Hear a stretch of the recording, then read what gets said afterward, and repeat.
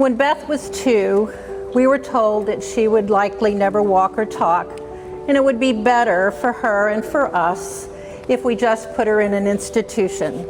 As you can see, she walks, and if you've spent any time around Beth at all, you know she talks, and she talks, and she talks. What those docs didn't take into account that day was Beth's competitive spirit in an organization like Special Olympics that would nurture that spirit and give her the opportunity to do what she loved the most, play sports. Beth and our family have had opportunities that we would never imagine or thought possible. Winning a gold medal in the 1999 World Games and the first ever National Games in 2006. Walking across the rotunda of the United States Capitol with Eunice Kennedy Shriver, the founder of Special Olympics, on Capitol Hill. And later that night, after we had spent the day advocating for Special Olympics on Capitol Hill, they had a reception. Beth proudly stood up, unrehearsed and spontaneously, and led a group of senators and representatives in the Special Olympics oath. Let me win, but if I cannot win, let me be brave in the attempt. SOMO is truly so much more. In 2011, as I watched Beth being inducted into the Missouri Special Olympics Hall of Fame, I had a flashback to that day in that doctor's office. She'll never walk or talk, they said. Put her in an institution, they said. SOMO is so much more. Beth has made friends all over Missouri, and she loves seeing them at SOMO events. Meeting other families and sharing resources and support has been a godsend for our family. SOMO is truly so much more. The only thing that Beth loves as much as Special Olympics are the Missouri Tigers and the Kansas City Chiefs.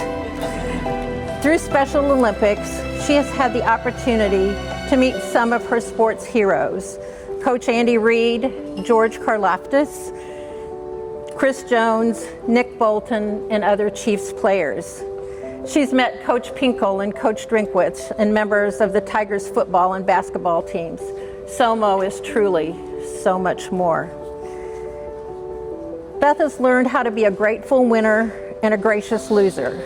She has learned to set goals and work to achieve them. SOMO is so much more.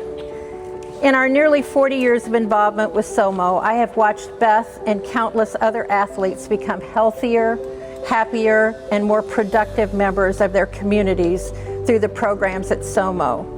I watched SOMO become an even better organization with the addition of the Healthy Athletes program that helped Beth and her friends become healthier by providing exercise programs, healthy eating programs, and dental care, by providing glasses and hearing aids to athletes that otherwise would not have them. SOMO is truly so much more. I could go on and on about what SOMO has done for Beth and our family, but in closing, I would like to tell you about an experience I had that I think says it all about the impact that Special Olympics has, not only on the athletes and their families, but also the people around them. A number of years ago, the Army base at Fort Leonard Wood hosted our state summer games. The summer games are primarily track and field events. I had the opportunity to speak to a group of the commanding officers at a breakfast. After the event, we all went over to the track to watch some of the events together. I was sitting in the stands with the officers. Other soldiers were volunteering as buddies for the athletes, running the events, and there were soldiers in the stands acting as cheerleaders. We were watching some of the low motor events, which are events that have been adapted for athletes that also have physical limitations. Some in wheelchairs, some in walkers, some just needing extra help. A young lady was pushed to the starting line in her wheelchair. In addition to braces on both her legs, she was also visually impaired. In order for her to participate, a rope had been strung down the side of her lane so that she could hold onto it and know where she was. We all assumed that she would be participating in her wheelchair. well, except for her. As the starting gun went off, she slowly got up out of her wheelchair, grabbed onto the rope, and took one faltering step. By this time, the other competitors were nearly at the finish line. So now all eyes were on her. And no one, and if I'm honest, myself included, believed that she was going to be able to finish that race. Well, except for her. As she took each step, all eyes were on her. And the guys at the end, the soldiers at the end, began to chant, "You're halfway there, just a few more steps, you can do it."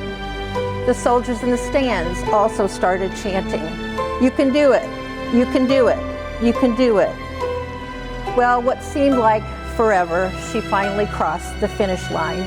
One of the soldiers picked her up, spun her around, and carried her back to her wheelchair. I will never forget the look on her face.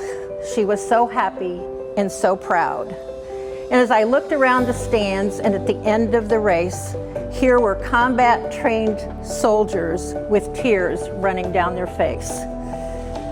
The general that was sitting next to me turned to me and said, "Ma'am, today these young soldiers have learned a lesson in determination and pure grit that this man's army could never teach them.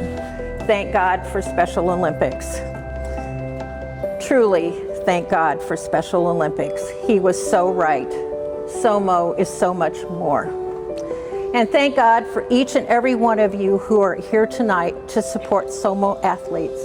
And a very special thanks to George and Kaya, to Rusty and his team, and to all of the supporters for all you do for Beth and her fellow athletes here at SOMO. Your support means the world to thousands of SOMO athletes, and it sure warms this mama's heart. SOMO is so much more. Thank you and God bless.